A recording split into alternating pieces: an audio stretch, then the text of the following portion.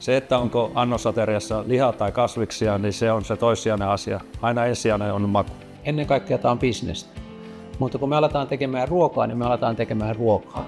Koitetaan tehdä se asia vaan niin kuin vähän paremmin kuin viime kerralla ja sitä edellisellä kerralla ja niin päin pois.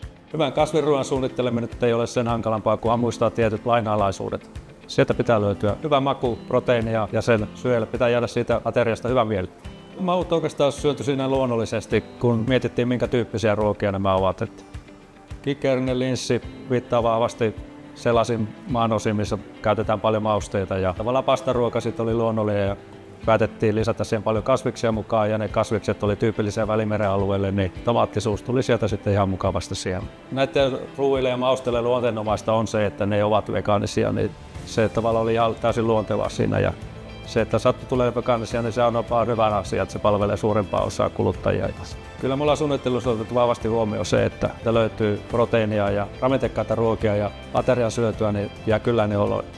Lihalla tulee olemaan oma roolinsa jatkossakin koukkikartanon ruuissa, että pyrimme tekemään hyvää ruokaa ja koko kansalle.